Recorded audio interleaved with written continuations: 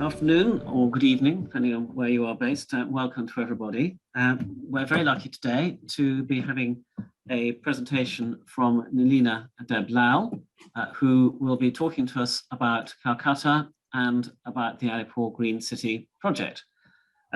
There's a great deal of interest in Calcutta, not least represented by the number of people who are joining this talk. And there's also an ongoing debate between heritage awareness and the financial demands of redevelopment of valuable city centre sites.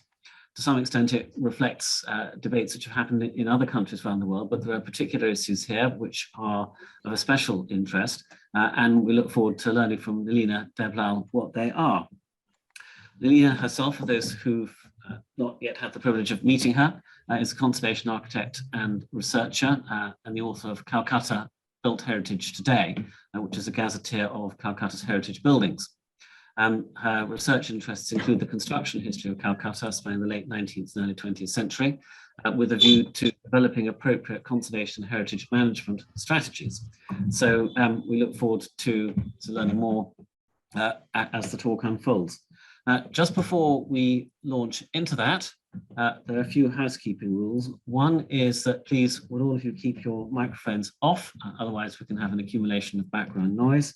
You will have noticed already that the talk is being recorded, so that those who come late or those who want to refer back to it again or need to leave early will be able to watch it in its full length at a time of their choosing.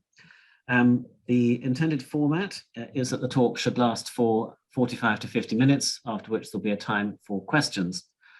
What I'd like, please, given the number of participants, is if you could write your questions in the chat box, and then we can review them and identify questions on that basis, rather than having individual people ask them as they go through, or indeed at the end.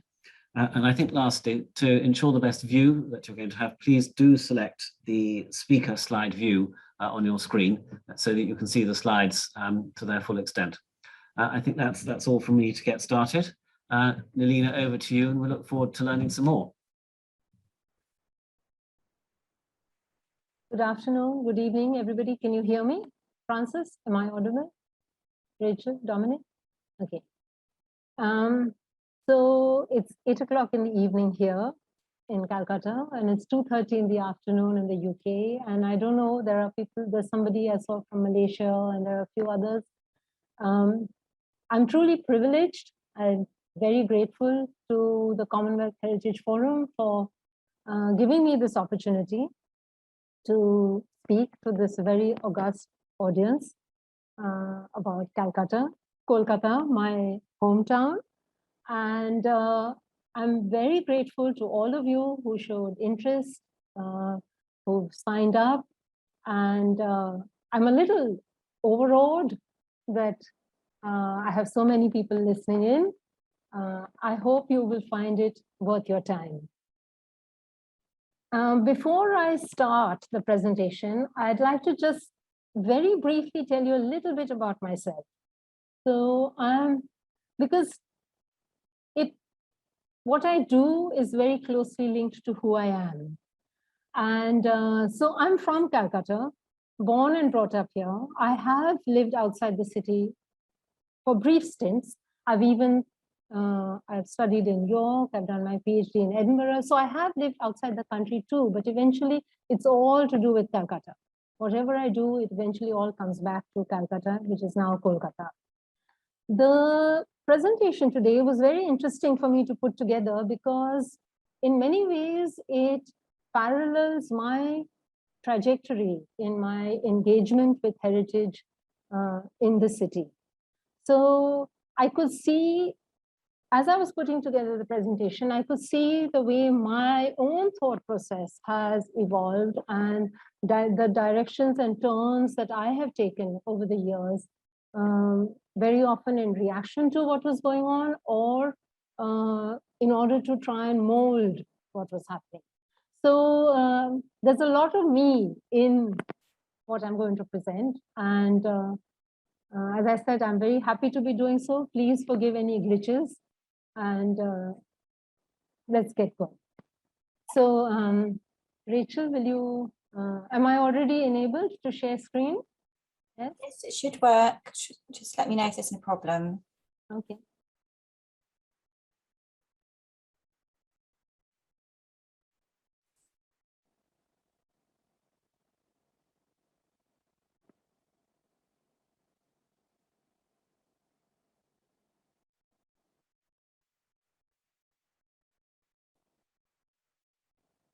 Give it a few seconds. I'm trying to make it full screen.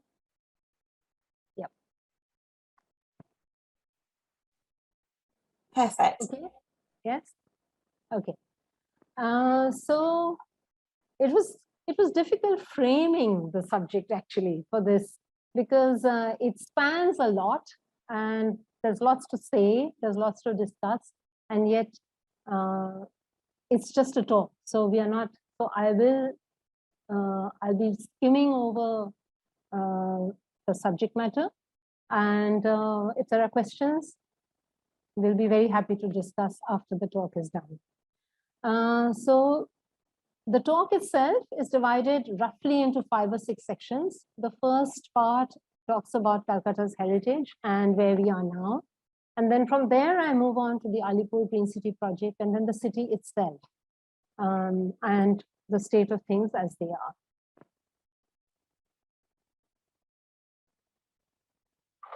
So the first part, development of heritage thinking in Calcutta, Kolkata. This is just a very brief timeline with some salient features. I'm afraid I can't see my top. Anyway, okay. So it sort of goes back to the 1990s when, what is the date? I'm sorry, I can't see the top of my screen. No, it says 1996. Yeah, okay, all right. Okay, so 1996. So actually a lot of this started in 1990, which was when Calcutta supposedly celebrated its first centenary. By 1996, we begin to see heritage and mention of heritage and heritage controls appearing in government documents. So the 1996 Land Use and Development Control Plan for the Calcutta Municipal Corporation area actually had a chapter, chapter 11. It's very short, on preservation and conservation of areas and buildings. And Schedule 10 of the plan listed 72 buildings. In 1997, the Calcutta Municipal Corporation Act was amended to incorporate a section on preservation and conservation of heritage buildings, and which provided a brief definition and then some rules and regulations as to how to deal with heritage. I'm not going into these in detail. I will be doing a short summing up of where we are now. If you want more details on these, we can discuss later. In 1998, the expert, and if I get any of the dates wrong, please don't mind because I can't see what's written at the top of my slide. In 1998, an expert committee on heritage buildings submitted their report. They were appointed a year or two earlier, but they had initially a 6-month tenure, which then got extended. Finally, in 1998, they came out with a report. And it was a very interesting report because it had a relatively exhaustive list, but they did admit that the list was not complete. It needed verification. Every item on the list would need to be justified before actually listing. So this was only a suggested list. They also said that thorough documentation should be done. Information should be put out in the public domain. There were many interesting pointers in this committee report of 1998, much of which was actually not acted upon later on. Subsequent to that, starting soon after, there was some documentation following on from there, which was begun. If there's anybody in the audience from INTAC or from Caltech, you'll know this report. So there were 5 or 6 architectural agencies who started the documentation work, and they were each given 2, 3, 4, 5 sites. And there may have been some common parameters, but it was very variable, the output of these 4 or 5 architects or agencies. Not their fault. There was nobody really guiding them. They were really working blind in this. They did their best. So this, I put this up just to show you what was the kind, and now I realized what was actually insufficient in the work that was done. Apart from all else, each of these buildings and sites only looked at the building. So as you can see over here, St. Paul's Cathedral, the drawings in the report only have the building, whereas this is actually the entire site. The site has ancillary buildings, there's an open space in the front, there are buildings to the side, at the rear. So the entire site was not studied, and this was very representative of all the reports. The focus was entirely just on the building, and that too, the main building, which was considered to be the primary heritage building within that premises.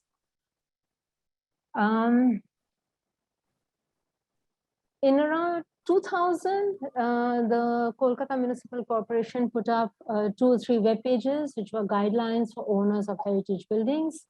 And basically, the focus was on architectural significance and historical values. This building on the right is typical of one of the North Calcutta residences, very narrow street, very grand frontage.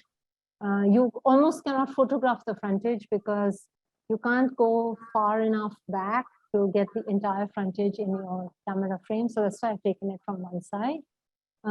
Very typical of the North Calcutta houses. There's a courtyard inside with this very grand facade, very Western and grand facade.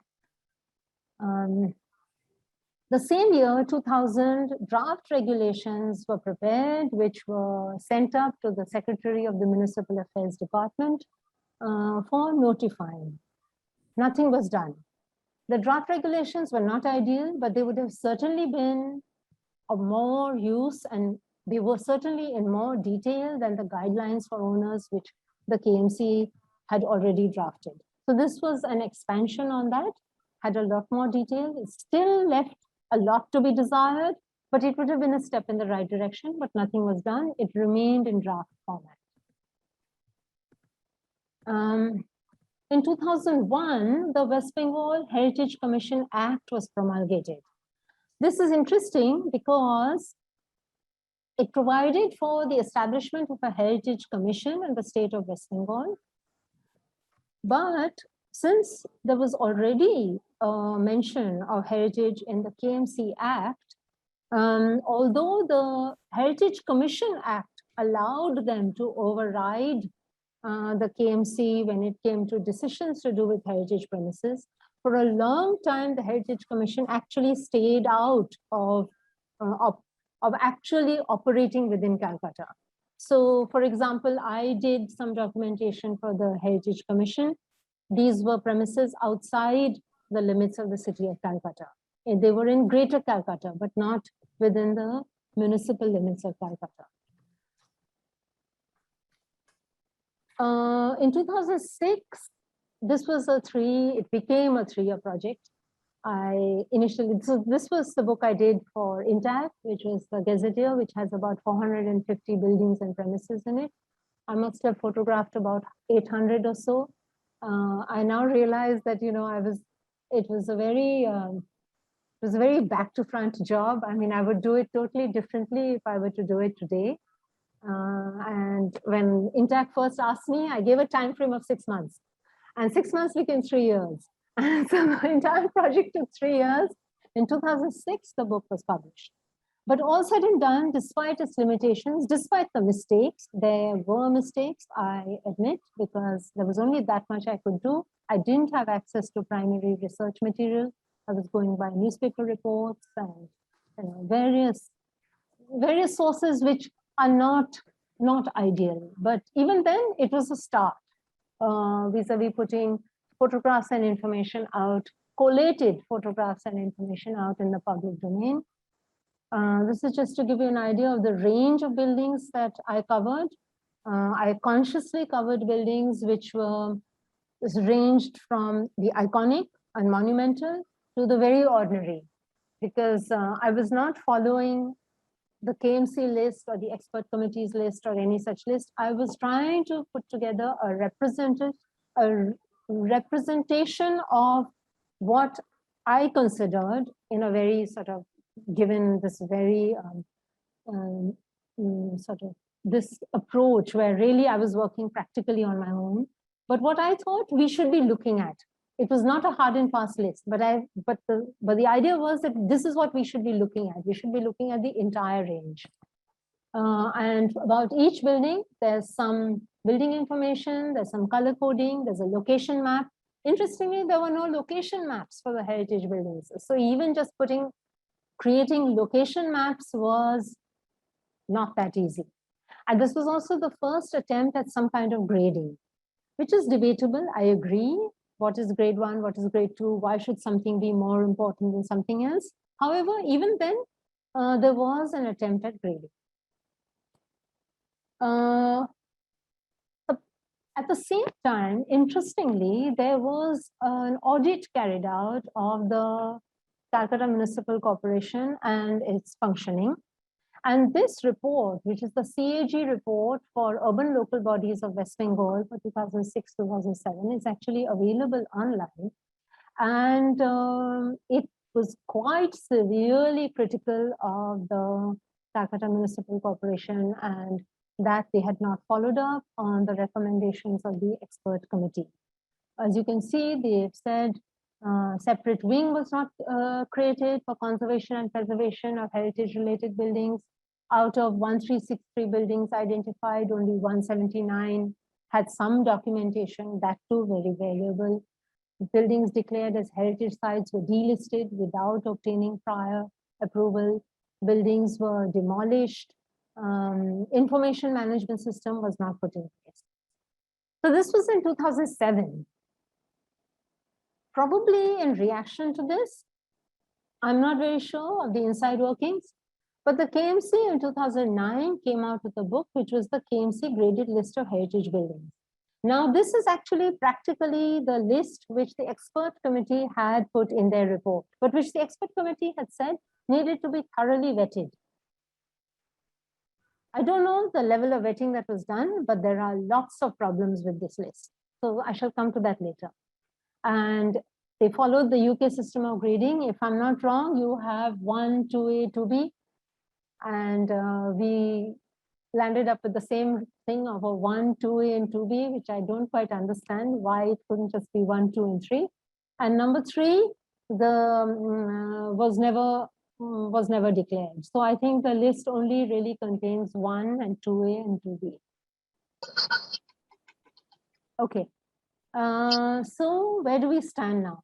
That was just a very brief, as you can understand, there's lots more that's happened, and there's lots more detail, lots more behind the scenes. But just to give you a snapshot of where do we stand vis-a-vis this entire business of heritage listing and protection. Just a few thoughts. This is not comprehensive at all. Till now, it's largely been a building-centric approach. Settings, open spaces, trees, landscape features. And I will admit, to quite an extent, I too fell into this trap. So the intact book is largely, has this building-centric approach. I don't deny. Settings, open space, trees, landscape features, boundary walls are of negligible concern. Buildings are considered as isolated entities. No consideration for group value or their relationship to each other. It's a faulty list. It was not vetted thoroughly. They do claim to have done some vetting, but there are many omissions from that list, many very significant omissions from that list.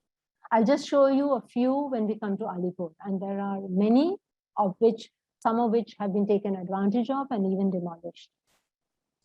No details as to what is covered in the listing. There's just a brief mention, and it mentions that it's listed for architectural significance or residence of a famous person, and that's it. Doesn't say whether the entire premises is covered, are all the buildings covered, is the open space covered. Yet it gives the what we call the tax assessee number. So supposedly the tax assessee number covers the entire premises, but there are no details over there in the listing. There's a complete absence of documentation and published justification for the list. So the initial 72 buildings which were documented by the KMC, that exercise was not carried forward. It was becoming a very unwieldy exercise. The output was variable, and it was just stopped at some point, and then I don't really know what happened. It was never picked up again. And now if you ask the people at the KMC, those in charge, many of them don't even know that this documentation was ever done. I asked about it one day, and after much searching, they produced a few of the reports. Then within a particular premises, arbitrary assigning of value to various structures. So, for example, as I showed you, St. Paul's Cathedral, there's a sort of arbitrary assumption that that's the only important building over there. The rest are not important, but without any research, without any investigation. It's just, these are just, you know, completely off the top of the head decisions. There are many loopholes in the guidelines for owners, especially with regard to relative significance of structures within the same premises. They talk of open space as being buildable area. There's no other definition for open space within a boundary. It's just referred to as buildable area. There are almost no guidelines for managing change. There's little incentive for owners to retain heritage assets. Yet we are establishing communal rights over a private asset, but we are not giving them any incentives. Conversely, despite listing of state-owned properties, there's little accountability on the part of the state. So although those are publicly owned, actually already publicly owned, there's very little accountability on the part of the state as to how they are treating those premises. Moreover, government agencies appear to have a total carte blanche with regard to heritage properties in their care. They can do just about what they want. There are outdated laws. The Town and Country Planning Act of 1979 has not been updated. At that time, there was no question of public consultation and accountability. 79 was 30 years after we got independence, 32 years. We are now 42 years after 79. And yet we've not changed the guiding act, which is the Town and Country Planning Act. There's no proper provision for public consultation and accountability of the state. Key resources are not available for research and reference. Municipal records and maps, just to name two. And there's very little reliable information in the public domain on which to base conservation decisions. I'd like to just mention over here, so I mentioned at the beginning that my professional trajectory has, to quite an extent, been in reaction to what's happening to the heritage scene, and now I'm moving on to trying to mold the heritage scene. So this absence of little information on which to base conservation decisions actually prompted my further research, which eventually I managed to convert into a PhD, where I looked at construction history of Calcutta's buildings over a 20-year period as a starter to having some reliable research information out in the public domain. Eta Nilima Devna. She's also Roga. Devmane, and I should see it. Would you please? Okay. Okay, Alipore and the Green City Project. So now I go on to that. Just a quick recap of what is Alipore. It is not intended to be a thorough history of Alipore at all. It was originally a suburb of Calcutta. This is a map of 1857, the year of the Indian uprising. So that was the city of Calcutta, and Alipore is here, off the city, off the map. It's on this side. So the limits were up to here, and Alipore was off the side. It's closely linked to Warren Hastings. This is Belvedere, which was his house. He bought it, or it was his at some point in time. But more importantly is the one on the left. And this that little building that you can see in the distance was his garden house, and which I'll come back to later. This is in the late 18th century. In the early 19th century, the agri-horticulture gardens were set up over here. So because this was outside the city limits, there was more space available. So large things like the zoological gardens, agri-horticulture society, garden houses, all that found a place in these southern suburbs. In 1864, the old Alipore jail, which is now the Presidency jail, was accorded the status of the first central prison in Bengal. So this too was outside the city limits at that point in time. And this is, interestingly, a view of the jail with a tank in the middle, bathing tank in the middle, and those are the buildings around. This is taken from an administration report of the 1870s. Then after the, so in I think it was in 1888, I can't see the date, but there was an amalgamation of suburbs with the city. And that's when Alipore became Ward 23 of the city. And Alipore, along with Chetla and New Alipore, which are now separate, which have now been separated from Alipore. But at that time, Alipore, Chetla and New Alipore together comprised Ward 23 of the city. So this is Ward 23. This red line is what the city originally was. And this was after the amalgamation in 1888. And Ward 23 is over here. So it was at the southern extremity of the city. And in 1907 to 1912, the new Alipore jail, what we call the new Alipore jail, but which was originally built as the Presidency jail, was built at the southern end. It was modeled on the Port Blair cellular jail, which had been built in the 1890s to the radial pattern, and they had found it to be quite a successful layout. Okay, the new jail was constructed as the Presidency jail, but repurposed as the Alipore jail because of administrative reasons. So from 1913, the old Alipore jail became the Presidency jail, and what was to have been the Presidency jail became the new Alipore jail. In 1909, in Calcutta, Old and New, Cotton talks of many European residences in this locality and its reputation for healthiness because of the trees and openness and low population. In the District Gazette of 1913, it says, talks of partly on account of the large area occupied by Belvedere and the zoological gardens, it is the most thinly populated ward in Calcutta, there being only 16 persons per acre.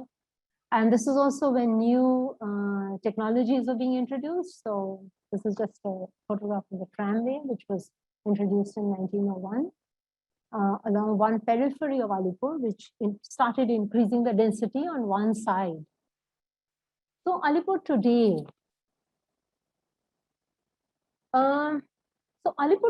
is actually no longer the southern extremity. We talk of South Kolkata, it's not in the south anymore. This is where Alipore is. This is Kolkata, which is expanding and expanding southwards, the municipal area. So it's pretty much in the heart of the city now, Alipore. It's no longer in the southern extremity. So all these areas which were at one time outside the city limits have now actually become part and parcel of the central zone of the city. This is just to give you an idea of, for those especially who are familiar with Alipore, you will recognize these landmarks. This is the agri-horticulture gardens, this Portland Park, this is the zoo, this is Taj Bengal Hotel, Ward 74, which is Alipore, and Ward 82, which is Chetla, all of which was part of the original Ward 23. And in Alipore, as for even that 2009 declared list of heritage premises, there are 17 grade 1 listed buildings and 1 grade 2 listed premises. And this does not include quite a few which should actually be on the list. So it just goes to show how significant this area is. And this is Alipore I'm talking about, Ward 74. I'm not talking about, oh yes, this includes Ward 82. No, it doesn't include Ward 82. So Ward 82 has a few more. So if you take Ward 74 and Ward 82, it's actually, I think, 23 listed buildings over that entire area. This is just to show you what are the kind of buildings which we have. which are listed, plus the National Library, which was Belvedere, which was Hastings House, Alipore Observatory, the residence of the district magistrate, where William Makepeace Thackeray was born, Alipore Court. Then there are the ones which are not on the list, but which should be on the list. So this is just to show you how faulty the list is and how we really do need to take a good look at it and why something is on the list or not. Portland Park, which is a very well laid out residential enclave for the port authorities. Vijay Manzil, which is the Raja Burdwan's house. The KMC Borough Office, which is very representative of early 20th century official architecture. And the police outpost, which I think is a fantastic little building, is a remnant of some earlier era, which has just got left there. But it's so evocative of a time when traffic was less and probably, it was, now the road level is much higher, actually, is halfway up the height of the building. So the building is actually sunk. Actually in a dip. And when you drive down Alipore, it's quite a pleasure. I live on one side of Alipore. I live in New Alipore, and when I go into work into the center of the city and I have to drive home or even driving out in the morning, it's such a pleasure, this part of the city, despite the traffic, because of the trees, the tall, mature trees, and just the feeling of, even the jail wall is actually wonderful, because just for that stretch, you don't have cars shooting out of gateways and without looking left or right. So it's really a wonderful drive. This is the area, which is, so this is Alipore. This is the central green area, which is the Maidan, Fort William, Victoria Memorial Racecourse, Fort William, and this is the rest of the Maidan area. And this is Alipore. So you can actually see visually that it is somewhat of a continuation of this central green belt of the city. It still is. One very important factor is that there is actually a very important north-south arterial highway which passes through Alipore. So at night, it's actually chock-a-block with heavy vehicles. With trucks and lorries, because they are allowed to pass through this area only after between 8 p.m. and 8 a.m. So there's actually it's not only is it this leafy green area, but it's actually a very important strategic, it sits right across this arterial road, which connects north to the south, the port, and South Bengal. Okay, so what is the Alipore Green City Project? So here I can't see the date. What does it say? Can somebody please tell me? 2000, what? 2018. Does it say 2018? Yeah, 2018. Okay, thank you. So in 2018, there were these newspaper articles which started coming out, talking of unchaining prime reality. Jail shift unlocks 7,000 crore housing bonanza. Very worrisome. What was all this about? There was no information out in the public domain. At this point, I'd like to tell you that I started getting worried about this, and I started talking to people, and a number of us came together, and we tried. I filed, I don't know how many RTI applications, that's right to information applications, most of which were deflected or not answered. In 2019, we filed a writ petition in the court on the basis of whatever information we had, and which got dismissed. And now we know that the Advocate General for the state was not actually telling the truth, because he said that he said nothing had been finalized. Finalized is a very relative word. The whole project was very well underway by then. Soon after our petition got dismissed, in October 2019, they put out this intention to change the LUDCP, the Land Use Development Control Plan, and carve out an area which they were going to call the special zone. And it's amazing. So this is Ward 74, and this is Ward 82. And totally arbitrarily, they were carving out a zone which is called the SP zone, which is this blue line. No consultation on whether it should be done, how it should be done, whether it was required or not. And what were going to be the features of this SP zone? They were going to permit adaptive reuse of heritage buildings, which is not a bad thing, but knowing the way the government works, all these are their red flags. And these were the heritage buildings which they notified, which they were going to be permit themselves to adaptively reuse. And one of the most alarming features of this change is that they were going to change the floor area ratio to 5. And if you see the table below, which is the standard FAR for the rest of the city, it's only residential buildings which actually go up to 2.75. For the rest, the highest is really 2.5. So it's only residential which go up to 3. For the rest is 2.5. It's only for some where width of means of access is more than 24. That is 2.75. So they were going to double the FAR for this area with no justification. Not they were going to, it is happening. And then increase ground coverage, 50% across the board. Soon after, in November 2019, a request for proposal came out for engagement of consultant for infrastructure development for the Alipore Green City Project. And what were the salient features? It very clearly said, once the shifting is completed, about 100 acres of land, shifting of the jails, they were shifting the jails, is completed. About 100 acres of land and a number of buildings will be available for redevelopment.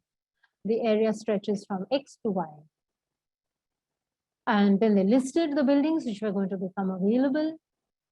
And this was the plan. And the plan exactly mirrors your SP zone. So it was all out in the open. This plan exactly mirrors the so-called SP zone, which was announced in October 2019. Some of us did file objections to the Gazette notification. We were invited to a farcical public consultation. There was one more gentleman and I only, Dipankar Sinha and I. And we were told that we couldn't even sit in the same room together while we were presenting our case to this. So there were 12 of them on the other side of the table, and we were asked to leave the room while one of us spoke. Then we left, and I spoke, I left, and Dipankar Sinha came in and spoke. And left. I mean, that's the public consultation. Area to be covered is 103 acres. In the first phase, 8 plots. There are some proposed museums, etc., but these are all just, anodyne, pointless. Additional internal roads and plots being carved out of the existing open space along with demolition of some structures. According to statements attributed to the Chief Minister, she has started identifying idle assets. So it really depends on what you mean by idle. What is idle and how do you define it? And of course, the real estate lobby is thrilled that idle assets are going to be used. Other recent ad hoc construction in Alipore, there are 3 mega congregational facilities which have been built. The Shojono State Banquet Hall, no logic why they were built within this 2-kilometer radius. I'll just show you a few photographs. That's what it looked like before. These were all green patches. And now it's like scars on the landscape, each of these constructions. 10,000 square feet of space. No provision for parking. And that's just to show you the scale of parking required by bylaw requirements. Another one, 1 lakh square feet of floor space, no provision for parking. This one has 2,400 seats. Again, so far, we haven't been told of any provision for parking. And the last one, there was one green triangular island, which they have changed the land use of, and they're building a parking lot cum commercial center. There was one green island left. So what is the state of the city? So now I'm going from there to just to show you what is the state of the city. In 2017, there was a roadmap for climate resilient Calcutta, roadmap for low carbon and climate resilient Kolkata. A very interesting report, which I feel has completely got buried. And it was a joint exercise between the government of UK and the Calcutta Municipal Corporation. And they highlighted many things. I'm just bringing a few to the table over here. Open space percentage had reduced from 25% to 10% from the 1990s to 2017. This is just a visual representation, green city, and then this is what the city is like now. Unlike other cities in Kolkata, the building sector is the greatest contributor to GHG, greenhouse gas emissions, totaling some 6.3 million tons. Air pollution, major source of air pollution, automobile exhaust, etc., and air pollution deaths among the highest in Bengal. This is in February 2019. Consequence of increasing rainfall and cyclone and increasing population. So you can see over here the graph affected by cyclone and rainfall. Population affected by cyclone and rainfall is shooting up by the year. And just coming to Alipore, this area is bounded by water on 3 sides. So if we pave up any more of this land, it's a recipe for flooding, for further flooding. Traffic is leaving the city gasping. We have very low, we have only 6% of the total area of the city is under roads, whereas the national average is 15%. And then there are these ad hoc solutions to mitigate the traffic, that you may soon zip from Alipore to South Kolkata with 2 flyovers, one of which is supposed to be built over the center of a canal. So if we don't already have enough flooding problems, you can imagine what this is going to do. Nilina, you've had 40 minutes so far. Okay, yes. Well, I have actually come to the end, almost. Okay. So where do we go from here? So this then brings me to the question of, so it set me thinking, because when I first started engaging in this question of the Alipore and Presidency Jail, I was really coming at it as a heritage professional. In the traditional sense of heritage professional, I look at heritage buildings and it bothers me. But the more I looked at it and the more I looked and read about the state of the city, I realized that it is these few premises which are actually our only possible savior for the future. Because the Calcutta is so heavily built up that we don't really have the luxury of creating new open space, planting more trees anywhere. So the only places which we have available to us are the open spaces which are contiguous to heritage buildings, which have remained the way they are because they were part of a heritage premises or a heritage place. So what was the overriding motivation through all the heritage listing and protection efforts in play till now? Largely history, cultural associations, nostalgia. We listed institutional buildings, religious buildings, political, burial grounds, memorials and statues, etc., etc. But given the problems and constraints facing Calcutta, Kolkata, can we look at our heritage differently? Should we be looking at it differently? Just a couple of snapshots. So in that Alipore area, behind Presidency Jail, where that Dhonodhane cultural complex is coming up, this is what you see when you go on a Sunday afternoon, because there is no other open space for these low-income families living in that area. These roads are quiet. There's no through traffic over here. This is their open space. This is where the women of the house are sunning themselves and combing their hair, and the young men are playing cricket, and the little children are cycling on their tricycles. This is another building, another premises, which is at one extreme end of the proposed Alipore city development project, which is the Bengal Government Press. It's a beautiful symmetrical building with a symmetrical open space in front. And if you see this area, this Chetla area, it's absolutely jam-packed. So this open space is the only open space for that entire area. They play cricket here, they have their seasonal cricket tournaments here, they have football matches here, they do just about everything. This is their only open space. And this is the open space which is slated to be the first plot to be sold in auction for the Alipore Green City Project. At the other end of the spectrum, we do have a few, some few positive signs coming out of the courts. What is the value of a tree? there was this assessment which was done by Supreme Court panel regarding the chopping of some trees in Bengal.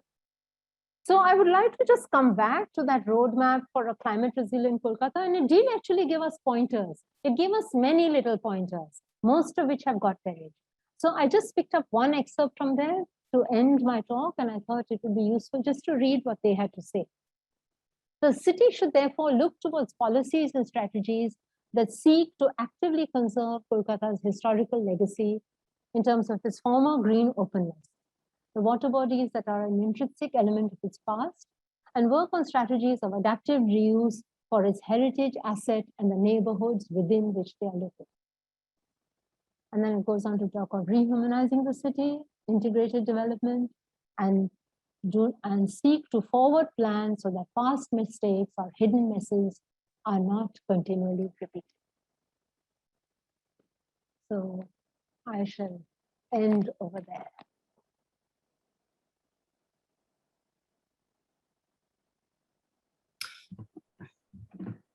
Nilina, thank you very much indeed for such an absolutely informing and interesting talk, taking us through so much of the development history of Kolkata in recent decades.